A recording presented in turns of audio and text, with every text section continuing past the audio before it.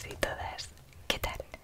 Bienvenido y bienvenida una vez más a mi canal y gracias a todos y todas por estar allí, por seguir viendo mis vídeos y por los comentarios, las sugerencias, las ideas. Estoy muy contenta de ver que esta aventura os está gustando tanto verla como a mí grabarla. Hoy os traigo un nuevo cuento, por supuesto, tiene que ser de miedo, de este libro. Lo encontré en una librería pequeñita y son todo relatos de fantasía y de terror. En este libro hay historias de 7 de los grandes escritores de la literatura fantástica y de terror, y he escogido este cuento, Casa en alquiler, de un autor que es Joseph Sheridan Le Fanu. Esto va a ser un poco diferente porque no lo he leído, lo voy a leer aquí con vosotros y vosotras y me hace mucha ilusión porque no sé de qué es el cuento, sé que es de miedo pero no sé de qué habla, así que va a ser toda una aventura que añadir a la aventura Spooky Booky. Había estado mucho tiempo enfermo y mi médico me aconsejó que fuera a pasar la convalecencia en algún pueblecito tranquilo y soleado de la costa meridional, alejándome del clima húmedo y brumoso de mi pueblo natal irlandés. Nada en especial me retenía en Dublín. Sin ser rico, disponía de unos ahorros que me permitían vivir con cierta holgura. Desde hacía mucho tiempo carecía de familia, por lo que decidí, una vez que me sentí con fuerzas suficientes, embarcarme para Marsella. Mi criado, llamado Jones, me acompañó en este viaje. Antiguo sargento en el ejército de España del duque de Wellington, era por entonces un viejo delgado, enérgico y de unos 60 años de edad. Yo lo apreciaba mucho, no solo por la devoción que me testimoniaba, sino además por las numerosas cualidades que le hacían sumamente valioso. En Marsella, a donde llegamos a principios del año 1840, me indicaron que había una casa en alquiler en un pueblecito de pescadores de la costa provenzal. Insistieron en que se trataba de un lugar muy bello, de un clima agradable y maravillosas vistas. Como el alquiler era muy barato, acabé por aceptar, modificando así los proyectos que tenía de establecerme cerca de Nápoles. Días más tarde llegamos al pueblecito de pescadores.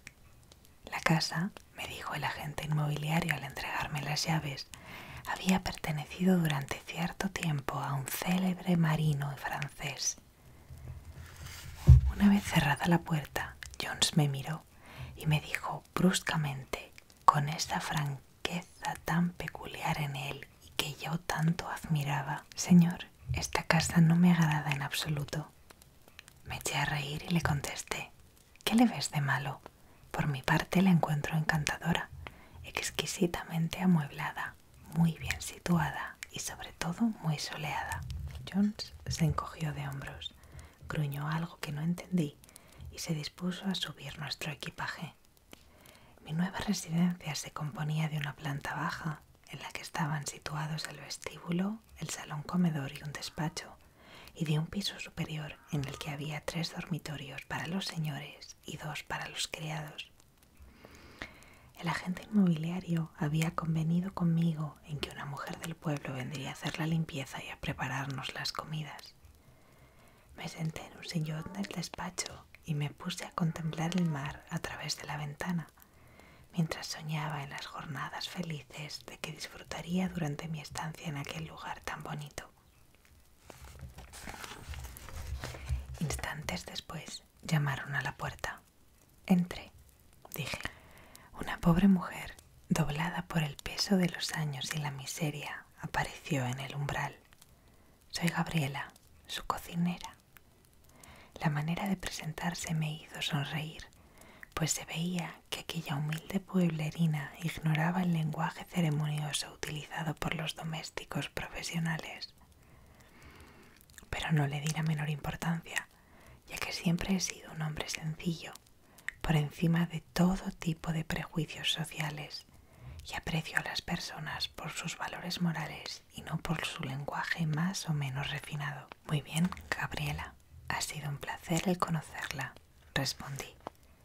En cuanto a su salario y al trabajo que tendrá que hacer en esta casa, ya se arreglará con Jones. Luego le dije que podía retirarse.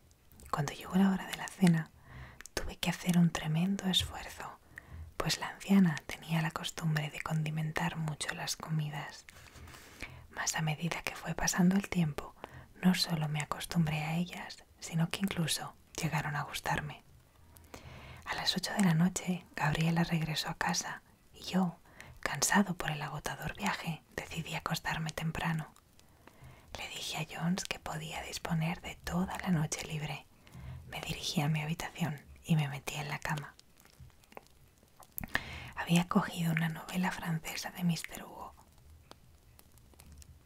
pero en honor a la verdad, debo confesar que apenas pude llegar a la tercera página. No sé si fue el libro o el cansancio, pero a los pocos minutos me quedé profundamente dormido. Un ruido extraño me despertó. Habría jurado que en la habitación había alguien más que respiraba jadeando. La oscuridad era total, por consiguiente no podía ver nada. Nunca he sido un hombre asustadizo, como le demuestra mi historial durante el tiempo en que serví en la India, pero debo confesar que en aquel instante me sentí dominado por un terror espantoso. Me incorporé en la cama y, no pudiendo resistir más de aquella tensión nerviosa, grité: ¿Quién está allí? Nadie contestó, pero tuve la impresión, casi la certeza, de que alguien se acercaba a mí, pues sentía aquella respiración jadeante cada vez más cercana. Volví a insistir, esta vez aún más nervioso. ¿Quién está allí? Algo frío, húmedo y pegajoso rozó mi muñeca. Perdí el control de mis nervios y me puse a gritar con desesperación: ¡Socorro! ¡Jones! ¡Jones, ayúdame! Pero todo permaneció tan silencioso como antes. No se oía nada en toda la casa y llegué a la conclusión de que Jones estaría divirtiéndose por los bares del pueblo, o quizás había sido víctima de aquella cosa, de mi misterioso visitante. Mis gritos parecieron haber parado en seco el avance de aquel espectro, fantasma o lo que fuera, porque sentía su hálito a la misma distancia. Como no pasó nada, acabé por tranquilizarme y me convencí de que todo había sido una alucinación auditiva. Fue ciertamente desagradable, pero no tenía nada por lo que asustarme. De todas formas, y para acabar con toda duda, cogí el mechero y encendí una vela. Al mismo tiempo que la llama empezaba a brillar, oí unos pasos precipitados y un gran ruido, como producido por un tejido de ropa restregado con fuerza. A la luz de la vela comprobé que en mi habitación no había nadie más que yo, y cuando me disponía a apagar la luz y volver a dormir, mis ojos se clavaron en el suelo. Este estaba cubierto de unas manchas negruzcas que en aquel instante no supe identificar. Me bajé de la cama y examiné con más detenimiento aquellas extrañas manchas. Lo que vi me llenó de horror. Unas huellas de pies desnudos partían de la cabecera de mi cama y se detenían no delante de la puerta de la habitación, como habría sido lógico si mi extraño visitante era un ladrón como yo sospechaba, sino delante del muro que daba a la parte de atrás de mi casa. ¿Aquella cosa habría atravesado la pared? Eso era imposible. Ningún ser humano puede atravesar un muro de piedra. Como aquel misterio ya empezaba a ponerme nervioso otra vez, empecé a gritar con todas mis fuerzas, llamando a Jones, pero fue en vano. Entonces tomé una decisión que hube de lamentar durante el resto de mi vida. Me vestí con rapidez, sin quitar los ojos del muro. Cogí mi pistola y me acerqué al lugar donde desaparecían las huellas. Al examinar estas de cerca, comprobé que en efecto entraban en la pared. La prueba era que una de ellas parecía cortada en dos. Entonces pensé que quizás era un muro giratorio que daba acceso a una escalera secreta. Empujé con todas mis fuerzas en cada centímetro cuadrado de la pared, pero ésta no cedía. De repente oí que en algún sitio del tabique giraban unos goznes invisibles. Un rectángulo negro apareció en él, al mismo tiempo que una bocanada de aire pestilente penetraba en mis orificios nasales. Cogí la vela, empuñé mi pistola y franqueé el misterioso umbral. La débil luz que proyectaba mi velita iluminaba una escalera de piedra que se hundía en espiral en las entrañas de la tierra. Me armé de valor y empecé a bajarla. Llegué a contar 396 escalones. Ya casi ni podía respirar, pero puesto que me había embarcado en aquella aventura, lo lógico era seguir hasta el final, descubrir quién era mi extraño visitante nocturno. Empecé a caminar por un pasadizo estrecho, por cuyo suelo avanzaban las huellas. Cuando ya había recorrido unas 100 yardas, me vi detenido por una pesada puerta de hierro. La empujé, resistió un poco y al fin se abrió, produciendo un siniestro chirrido. Por un instante una luz intensa me deslumbró, pero una vez que mis ojos se hubieron acomodado poco a poco a la misma, me di cuenta de que me encontraba dentro de una inmensa caverna en la que flotaba una especie de bruma lechosa. Incluso me pareció que aquella luz procedía de esta misma bruma. Unas formas movedizas que apenas podía distinguir atravesaban mi campo visual.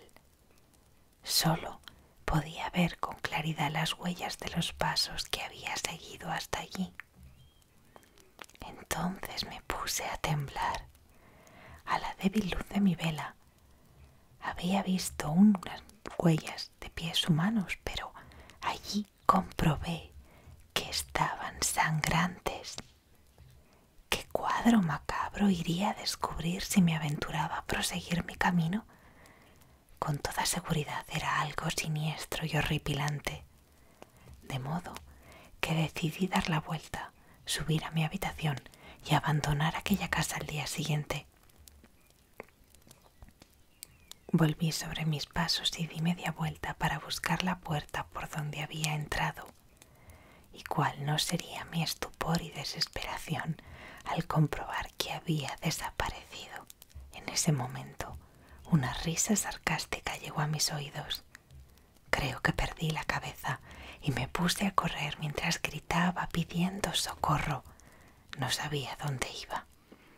Unos ruidos siniestros resonaban en la estancia, mientras sentía que unas cosas inmundas me rozaban, unas formas monstruosas que parecían obstruirme el camino. Todo esto duró mucho tiempo. ¿Cuánto tiempo? No lo sé. Unos minutos, unos siglos o quizá una eternidad. La bruma era cada vez más espesa y luminosa, mientras unas voces lanzaban alaridos en francés, en inglés, en alemán y en italiano, unas llamadas que yo no podía comprender, y entonces empezó la lluvia de sangre. Al principio, gruesas gotas aisladas, luego una verdadera tormenta de sangre que, sin embargo, daba la impresión de respetar el camino que yo tomase y me facilitaría la huida. «Michael O'Grady», dijo de repente una voz fuerte que rugió como un trueno bajo las bóvedas de la caverna. Me sobresalté al oír mi nombre y tras armarme de un valor ilusorio pregunté temblando: «Sí, soy yo. ¿Quién es usted? ¿Qué desea de mí?» «¿Quién soy yo? No se lo diré en absoluto. Y en cuanto a lo que quiero, lo único que deseo es que me ayude en algo muy importante para mí».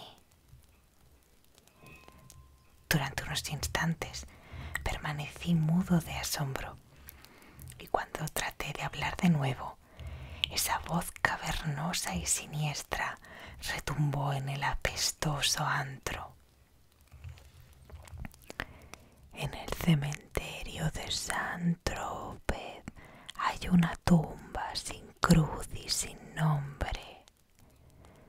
Deseo que mañana vaya usted a colocar sobre la losa un ramo de flores y que haga decir 3 misas en la iglesia por el reposo de un alma atormentada. ¿Me promete usted que cumplirá mi deseo?»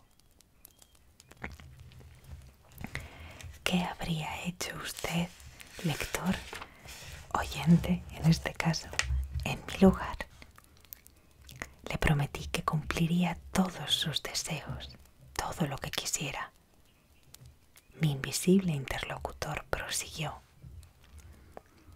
«De acuerdo, pero no olvide cumplir su promesa.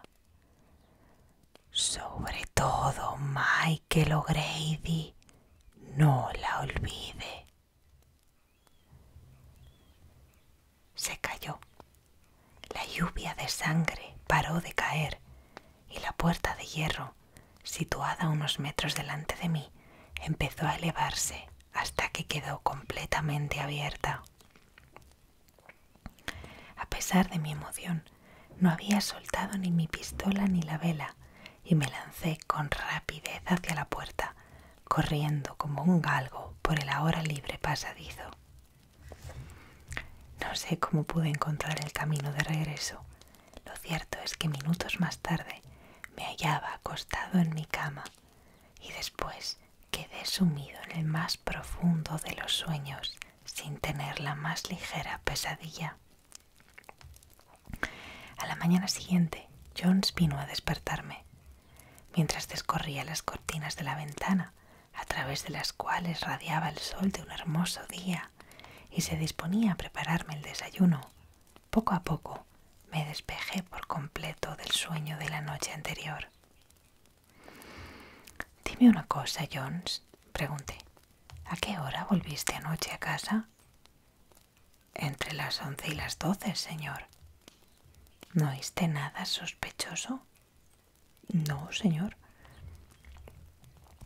Jones se dispuso a prepararme el desayuno, sin conceder la menor atención a la pregunta para mí tan importante que le había formulado. Pero de repente se volvió bruscamente, clavó en mí sus ojos y me dijo: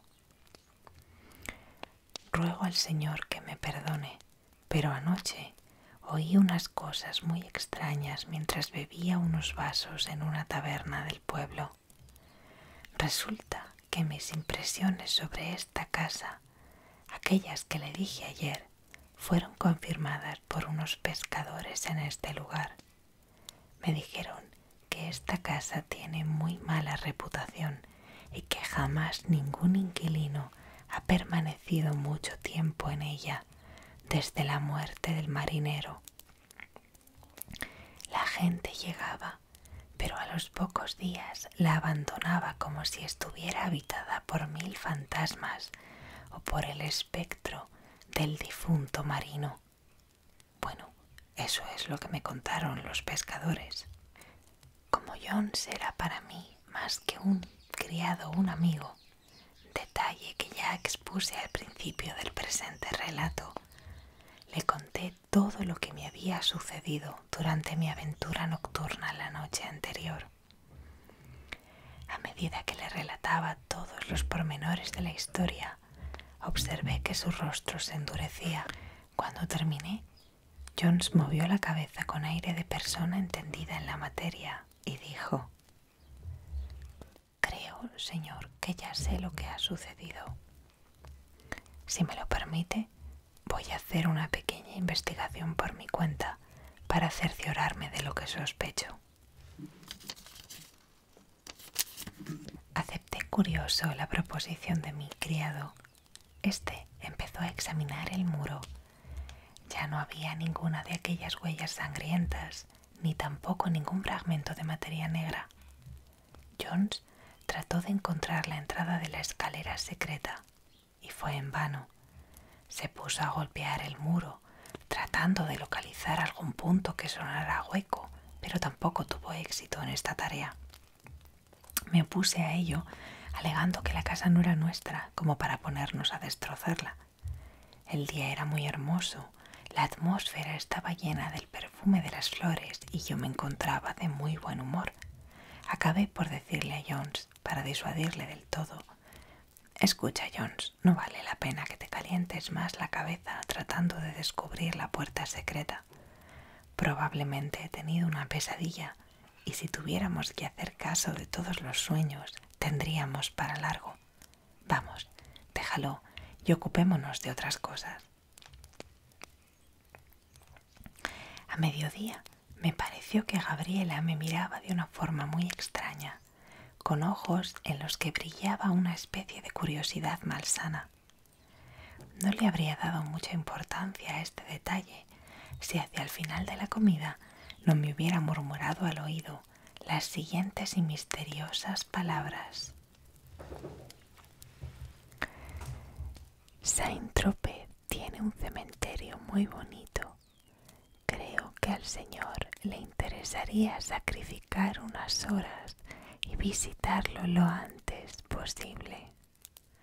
De golpe y porrazo, todos los terrores y angustias de la noche pasada acudieron a mi mente y sentí unas ansias locas de estrangular con mis propias manos a la cocinera, pero me calmé casi al instante, pensando que solo podía tratarse de una simple coincidencia. ¿Cómo podría Gabriela estar al corriente de aquella espantosa pesadilla? Después de comer, decidí dar un largo paseo por los alrededores y Jones me acompañó. Solo el azar guiaba en aquel instante nuestros pasos, mientras Jones y yo caminábamos por un sendero bordeado de setos en flor. Daba gusto respirar el aire marino y sentir sobre la piel la calurosa caricia del sol. Una verja de hierro en muy mal estado nos cortó el paso al llegar al final del sendero y nos vimos obligados a girar a la izquierda. Me acerqué a ella, la abrí sin ninguna dificultad y momentos después nos encontrábamos dentro del cementerio. Aquella sorpresa no me pareció nada extraña, sino algo simplemente fortuito, que me ofrecía la oportunidad de visitar el cementerio y satisfacer la curiosidad que habían despertado en mí las palabras de mi cocinera.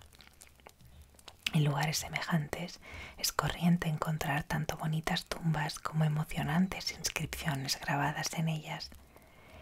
Ese cementerio no tenía el aspecto siniestro de nuestros camposantos nórdicos. Jones, que siempre había sido un hombre supersticioso, me dijo que prefería esperarme fuera mientras yo satisfacía mi curiosidad. Le di mi permiso y me puse a recorrer el cementerio, fijándome de vez en cuando en aquellas tumbas que llamaban mi atención. Ninguna de ellas daba impresión de tristeza. Las lápidas de color rosa o blanco estaban casi cubiertas por una exuberante vegetación y daba la impresión de que por todas partes brotaban flores. De repente me sentí dominado por una espantosa sensación de terror. Me encontraba ante una lápida gris, desnuda, siniestra y sin inscripción ni flores. Una impresión horrible de asco, parecía emanar de ella. Algunas imágenes furtivas pasaron por delante de mis ojos. Creí que volvía a oír la extraña voz de la caverna. No pude soportarlo más y salí huyendo. Aquella misma tarde me marché de Saint-Tropez. Había intentado enterarme de aquello que encerraba esa tumba, pero ninguna de las personas a las que interrogué supo satisfacer mi curiosidad. Cuando oían mi pregunta, se santiguaban y trataban de cambiar de conversación. Nadie sabía nada, o quizá y seguramente nadie quería saber nada. Entonces me acordé de Gabriela. Ella sí que podría decirme lo que encerraba la siniestra tumba. La busqué por todas partes, pero no la encontré. Había desaparecido. Nadie la había visto. Cualquiera habría pensado que se había volatilizado en el aire, sin dejar el más mínimo rastro. A pesar de todo, cumplí con la promesa que le hiciera a aquello que habitaba en las profundidades de la caverna de la casita que había alquilado. Ordené que cubrieran de flores la misteriosa tumba y luego fui a ver al cura del lugar para pagarle 3 misas por el eterno descanso de un alma en pena. Cuando el sacerdote escuchó mis palabras, se asombró tanto como si le hubiera preguntado dónde estaba la tumba del conde Drácula. Una vez pasado su estupor me dijo: «Lo siento mucho, pero no puedo complacerle. De todas formas, le agradecería que me dijera por qué desea que diga 3 misas por un alma en pena. ¿Qué interés le guía al intentar pagarme esas 3 misas? Disculpe mi curiosidad, pero es que me extraña mucho». Entonces le conté toda mi espantosa historia, sin ahorrar ni el más mínimo detalle. Desde aquella primera noche en que entrara en mi habitación el misterioso y furtivo visitante, hasta el instante en que oí su siniestra voz haciéndome prometerle que depositaría unas flores sobre aquella tumba y haría dar 3 misas por un alma en pena. Observé cómo el sacerdote, mientras yo hablaba, me escuchaba con mucha atención, sin adoptar esa postura con la que generalmente se suele escuchar el relato de una persona neurótica de mente imaginativa, sino todo lo contrario, como si le estuviera contando algo importante e interesante para él. Cuando terminé mi relato, el cura permaneció silencioso durante unos segundos, como si estuviera meditando sobre todo lo que había dicho. Luego se levantó y se puso a pasear, al mismo tiempo que me decía esto: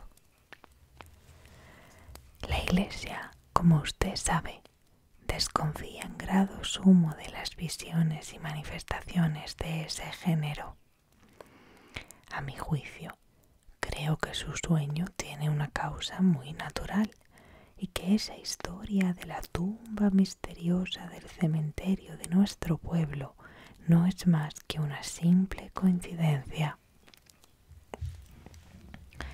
Pero usted también sabe», le respondí respetuosamente, «que la casa del marino goza de mala reputación entre los habitantes del pueblo.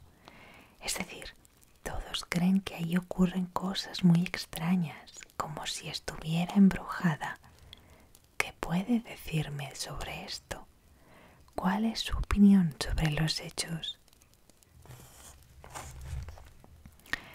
El sacerdote no pudo o no quiso decirme nada, alegando que hacía poco que vivía en Saint-Tropez, pero que de todas formas no hiciera caso de aquellas historias de resucitados y duendes a las que tan inclinados son los marineros, sean del país que sean.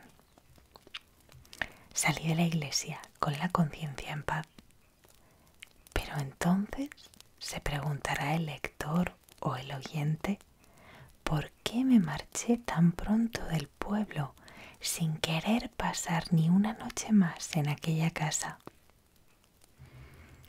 Tenía un motivo muy poderoso. Cuando abrí la puerta de la casa, oí muy claramente, y Jones, que también me seguía, escuchó una voz que me decía: muchas gracias, Michael O'Grady.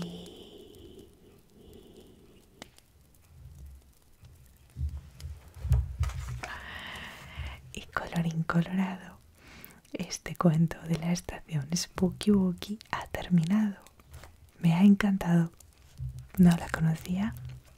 Como os digo, es un relato que no había leído antes. Lo acabo de leer por vez primera aquí con vosotros. Bueno, os voy a enseñar los dibujos. Este es de cuando baja a ver la voz a la caverna de las pisadas llenas de sangre. Esa es la tumba del marino. Me ha gustado mucho la experiencia, me ha encantado poder compartirla en el momento. Gracias a todos por verme, por estar aquí, por vuestra interacción, por vuestros comentarios y sobre todo por formar parte de esta aventura que es para mí esta sección del canal. Nada más, brindo con mi té por todos vosotros y vosotras y nos vemos muy pronto en otro vídeo. Gracias a todos y buena noche.